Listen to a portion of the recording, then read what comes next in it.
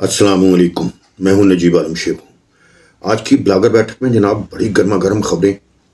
आजकल आपको पता है गर्मा गर्म खबरें चल रही हैं, मौसम हसीन तरीन है मगर खबरें बहुत गर्म हैं।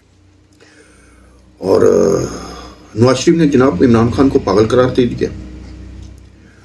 उन्होंने कहा जी मैडमैन है ये। और नवाज शरीफ का ये भी कहना था कि क्या नाम है इसका, ये जो गंदगी फैलाई हुई है मईशत की, सियासत की, और मुल्क को तबाही के दाने पर जो डाला गया है, इनमें 3 किरदार हैं। उनका लुबैलुबाब, उनका जो गुजरांवाला जलसे में मैंने नाम लिए थे वो हकीकत बता दी थी आवाम को पता है इसका।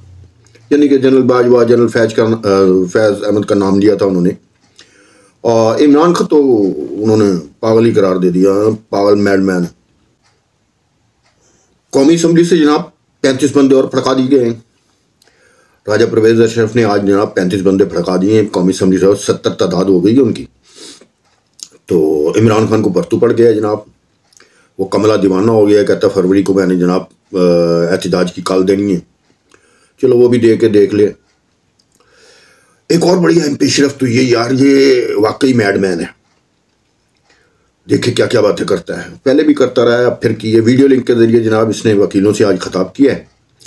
उसमें ये इसका कहना है जनाब, हरफ बहरफ जो इसने कहा है, कहता है जी मैं फिर से ये कहता हूँ कि अल्लाह ने हमें चैलेंज कर दिया है, अल्लाह ने हमें चैलेंज कर दिया है। पाकिस्तानी कौम को अगर आपने बचना है तो इस मुल्क में इंसाफ का निज़ाम लेकर आओ। यार ये तो अल्लाह रहम करे, ये कोई अवतार बन बैठा है। हाँ जी, ये तो पता नहीं क्या भगवान बन बैठा है। वैसे एक बात है, लोग इसको बहुत पसंद करते हैं, इस पर जान देते हैं, इसके लिए नमाजें पढ़ते हैं। और कल ये एक कौमी यूथ के अहम जो सपोर्टर हैं उनसे मेरी मुलाकात हो रही थी। बड़ा फैन है इसका, पक्का, यानी कि पक्का फुल पंखा, ऐसा फैन जनाब जो सर्दियों में भी हवा दे।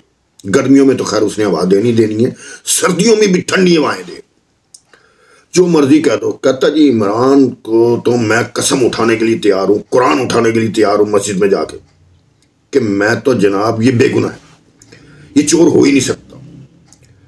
कहता जी मेरी वाइफ तो जनाब इसके लिए नफल पड़ती है। अब दसो जहां ये सूरत हाल आ गई हो तो फिर इसका तो ऐसा बयान देना बनता है। हाँ जी, कौमे यूथ के दिमागों में ऐसी गलाजत भर दी गई है इस शख्स के हक में। गलाजत से मुराद उनके लिए सच्चाई, दूसरों के लिए गलाजत, कि जनाब ये इसको अवतार समझने लग गए हैं। क्योंकि टीनेजर जो हैं वो अब 30 साल के होने वाले हैं, 30-35 साल, 60%, 60-65% आबादी है हमारी नौजवानों पर मुश्तमिल। वो जनाब उनके जहन परागंदा कर दिए हैं इन लोगों ने, और अब भी फीड जारी है, ऐसी ऐसी फीड जारी है जनाब, दिमाग से, नीचे से, ऊपर से, दाएं से, बाएं से, उनका दिमाग खराब किए जा रही है। ये है चंद हजार लोग जो सोशल मीडिया वगैरह इस्तेमाल करते हैं, जो जदीद टेक्नोलॉजी का यूज़ करते हैं, उन्होंने शोर शराबा डाला हुआ है। बाकी गांव देहात में ठीक है, दिमाग लोगों का ख़राब हुआ है, मगर ऐसा भी नहीं कि लोग इसके झूठ सच को पहचान ना सकें। बहरहाल ये तो बातें थी। एक और बड़ा अहम ऐलान सामने आया जनाब लाहौर हाई कोर्ट का। उन्होंने कहा ताजरों को हुक्म जारी कर दिया लाहौर हाई कोर्ट ने कि रात 10 बजे हर सूरत में मार्केटें बंद होनी चाहिए, दुकानें बंद होनी चाहिए, वरना 2 लाख रुपए जुर्माना किया जाएगा। ये बड़ी अच्छी पेशरफ्त है मेरे ख्याल में। जाहिर सी बात है, सुबह सुबह दुकान पे जाओ, अपने कारोबार पे जाओ, और अपना रात 8-9 बजे भी, 8 बजे भी बहुत थी, तो 10 बजे बड़ा सूटेबल टाइम है। अगर आप सुबह 7-8 बजे दुकान पर जाते हैं तो जनाब 12-14 घंटे हो जाते हैं दुकान पर। अगर आप जाते हैं 1 बजे दुकान पर हैं तो क्या खाक कमा कर लाएंगे? फिर रोना रोते हैं जी असी वेले बैठे रहे हैं, खाता कमाता ही कुछ नहीं। भाई 1-1:30 बजे तो आप रोटी खा के दुकान पे गए हो, हैं जी, हवा खारिज करके 6-7 बज गए हैं, कभी उधर जा कभी उधर जा, कभी नमाज पढ़ कभी गप्पे मार, है रात 12 बजे आपका कारोबार शुरू होता है। ऐसा तो नहीं होना चाहिए। फिर कहते हैं कि शहर में डकैती होती है। भाई रात इतनी देर तक दुकानें खुली रखोगे, डकैती आम फिरेंगे।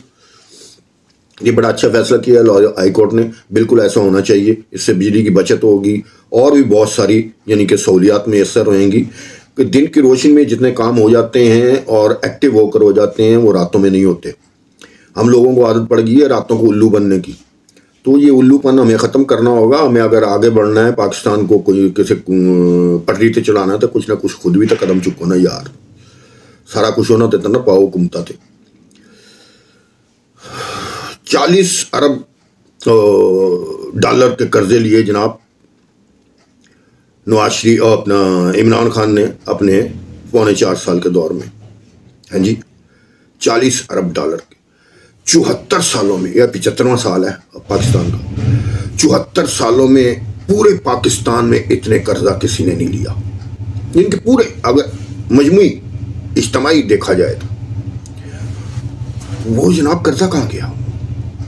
ना कोई डेवलपमेंट का काम, ना कोई ऐसा काम जो कि नजर आ सके। कर्जे लेने के बावजूद भी बकारखाने आम कर कि भीख मांगो, रोटी मुफ्त खाओ। ओ भाई, ये पैसे कहां लगाए? मुल्क की मैशत का बेड़ा गर्क कर दिया। 40 अरब डॉलर के कर्जे लेकर जनाब फिर महंगाई कर दी, बिजली बढ़ा दी, गैस बढ़ा दी, पेट्रोल बढ़ा दिया जनाब, अफरा तफरी चीजों की बढ़ा दी जो आज तक कमी नहीं हो सकी और मुसीबत पड़ी हुई है। इस हुकूमत को, मौजूदा हुकूमत को मुसीबत पड़ी हुई है कि हम IMF का प्रोग्राम कैसे आगे चलाएं, कितनी महंगाई करें। अब हुआ क्या है, जैसे मैंने बताया कि 35 जनाब बंदे भड़का दिए। अब जरदारी साहब और नवाज शरीफ साहब ने अपनी पॉलिसियां तब्दील कर लेंगे। एक तो मरीम नवाज साहब आ रही हैं 29 तारीख को 4 बजे शाम को लाहौर एयरपोर्ट पर उतरेंगी, जो कि कंफर्म इतला हो गई है। तो बाकी अल्लाह बेहतर जानता है, वक्त का कोई क्या पता लगता है। तो जनाब आमदा वज़ीर आला वही होंगी और उम्मीद यही है कि वो इलेक्शन लड़ेंगी पंजाब से और आइंदा की वज़ीर आला भी वही होंगी। तो अच्छी बात है, नए खून को आगे आना चाहिए। फ़िलहाल तो जनाब जो नाम सामने आ रहे हैं उसमें शुनीद है, बल्कि हकीकत है जो हमें ज़राए से इतना मिली है कि मोहसिन नकवी जो केयर टेकर होंगे वो वज़ीर आला पंजाब होंगे। बाकी अल्लाह बेहतर जानता है, क्योंकि नाम अब इलेक्शन कमिश्नर को चले जाएंगे, क्योंकि इत्तफाक़ राय आज नहीं हो सका था, आज आखिरी दिन था इत्तफाक़ राय का। तो कल जाहिर सी बात है इलेक्शन कमिश्नर को नाम चले जाएंगे, तो जिनमें उम्मीद है कि जो गैर यानी कि जिस पर कोई एतराज़ नहीं हो सकता वो मोहसिन नकवी का नाम है। इसलिए मोहसिन नकवी साहब हो सकते हैं आइंदा के केयर टेकर वज़ीर आला पंजाब के। तो उधर से खैबर पख्तूनख्वा से अभी तक कोई नाम फाइनल नहीं हुआ, 2-4 नामों की शुनीद जारी है मगर कोई कंफर्म नहीं हुआ। इधर से कंफर्म हो गया है मोहसिन नकवी साहब को शायद बना दिया जाए। मोहसिन नकवी साहब अपना जरदारी साहब के बेहद खसूसी दोस्त हैं और मैं आपको ये भी बताता चलूँ कि मोहसिन नकवी साहब पर एक दफ़ा उलमा अहले सुन्नत इल्ज़ाम लगाया था सहाबा कराम का, तो वो भी इल्ज़ाम वापस ले लिया है। उन्होंने कहा था जी ये गलतफहमी पर मबनी था। अल्लामा एहसान इलाही ज़हीर के जो बेटे हैं इब्तिसाम इलाही ज़हीर, आज उनका वीडियो बयान चल रहा था सोशल मीडिया पर कि जी हमें ये 24 न्यूज़ वालों ने कहा है और आला हल्कों ने हमें कहा है कि ऐसी कोई बात नहीं है, गलतफहमी पर मबनी था। ये मैं आपको सरे राह में तो बताता चलूँ। तो मोहसिन नकवी साहब वैसे एक अच्छे इंसान हैं और अच्छे सरबराह साबित होंगे। अच्छा जी, दूसरी एक आखिरी खबरों में अहम खबरें हैं कि शायद हुकूमत आर्टिकल 232 की दफ़ा 6 लगा दे, जो हंगामी हालत में लगाई जाती है। उससे ये है कि शायद की बात कर रहा हूँ, आपको पता जो खबर होती है वो मैं आपको देता हूँ। तो उससे ये होगा कि एक तो ये हुक्म जो आया है हाई कोर्ट का 10 बजे, उसके बाद हंगामी हालत जो नाफिज होगी, ये हंगामी हालत आम हंगामी हालत होती है जिसमें यह है कि किसी भी चीज़ को आगे पीछे किया जा सकता है जो कानून में मौजूद है। मिसाल के तौर पर इलेक्शन की तारीख, ज़िमनी इलेक्शन की तारीख, बाय इलेक्शन की तारीख, जैसे पंजाब में होने वाले हैं, वो अगर हालात बेहतर ना हुए, माशी हालात बेहतर ना हो, तो उसको आगे पीछे 1 साल के लिए या 1.5 साल के लिए या कम बेश किया जा सकता है। इसी तरह कौमी असम्बली के इलेक्शन की 232 का आर्टिकल 232 का 6 तो वो लगाया जा सकता है जनाब। 235 जो होता है वो मुल्की एमरजेंसी होता है, यानी कि हंगामी एमरजेंसी होता है, जो कि माली एमरजेंसी के ज़िम्मे आता है। वो फिलहाल नहीं लगाया जा रहा क्योंकि अभी हालत अपने मुल्क की इस नहज पर नहीं पहुंची कि ऐसी कोई इकदाम उठाया जाए। अलबत्ता 232 की शुनीद है। अब देखो ये वाकई लगाते हैं कि नहीं लगाते। मेरा तो ख्याल है लगा देना चाहिए, क्योंकि अगर लगाएंगे तो बेहतर रहेगा जी। तो जनाब अब नवाज शरीफ और जरदारी ने अपनी हिकमत अमली तब्दील कर ली है। जैसे मैंने पहले बताया आपको कि उन्होंने अब कहा है जैसा इक़दाम ये करे उल्टा जवाब दे दो। फ़ौरन सोचना नहीं, सोच के पहले रखो। शतरंज के मोहरे फैलाए हुए हैं जनाब।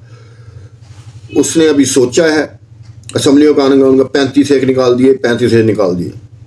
आज बड़ा हंगामा मचाया हुआ था ये जनाब शाह महमूद कुरैशी वगैरह, असद उमर वगैरह, तो उसके चैम्बर में जाके बैठे हुए थे राजा परवेज़ अशरफ के कौमी असम्बली में। जनाब ये हमारे इस्तीफ़े क्यों कबूल हुए, ये हो गया, ये हो गया। अब वो इस्तीफ़े बाकी के जो है वापस लेने पे गौर कर रहे हैं कि कहीं और ना भड़का लिए जाए। अब ये तो इनका दोगलापन है, देखो यार। हाँ जी, असम्बली में नहीं आएंगे, असम्बली में नहीं आएंगे। अब असम्बली आना, पीछे से कोई फीड मिली है ना कि सरकार असम्बली जाओगे तो काम बनेगा, नहीं तो नहीं बनेगा। तो उनको पहले पता लग गया, उन्होंने ठीक है। अच्छा, दूसरी अहम बात यह है कि ये जो 35 से 70 बंदे भड़काए हैं, 70 सीटें खाली हो गई हैं अपोजिशन की। बात यह है अवाम के साथ ये क्या सलूक हो रहा है, क्या सियासत इसी तरह चलेगी। बात यह है जी कि ये सारा सलूक इमरान खान का किया धरा है, मुल्क को तबाही के दाने पर ले जाया जा रहा है और जानबूझकर ले जाया जा रहा है। इनमें कुछ खुफिया ताकतें मुलविस हैं जो इमरान खान का साथ दे रही हैं कि इमरान खान मुल्क को डिफ़ॉल्ट डिक्लेयर करवा दे किसी तरीके से। वो ख़ुद अपने दौर में तो करवाने की कोशिश बिल्कुल कर चुका था, मगर यह कि अल्लाह ने बचा लिया भाई। तो कुछ रहम का जज्बा डाल दिया बड़ों के सर में कि बचाओ भाई, मुल्क तो कम से कम बचा लो। अब जो हमने कर लिया वो तो कर लिया, मुल्क तो बचा लो। अब मुल्क तो बच गया, तो मगर अभी तक इनके ज़मीर नहीं जागे और इनके ज़मीर यही कहते हैं कि किसी न तरीके से पाकिस्तान को डिफ़ॉल्ट करार करवा दिया जाए ताकि पाकिस्तान तबाही के दाने में पहुँचे। इनकी इसके पीछे क्या साजिशें कारफरमा हैं, ये तो वक्त आने पर पता चले ही नहीं। ज़ाहिर सी बात है, उसके बगैर तो ये काम नहीं बन सकता। मगर ये है कि इनका ये ख्वाब कभी भी पूरा नहीं होगा। अल्लाह ताला अपने हमारे पाकिस्तान को हमेशा सलामत रखे और हमें इसको तरक्की के जीने पर, पटरी पर चढ़ते हुए देखना नसीब करे। आमीन। आज के लिए इतना ही। दुआ में याद रखिएगा। शेख को इजाज़त दीजिए। अल्लाह ने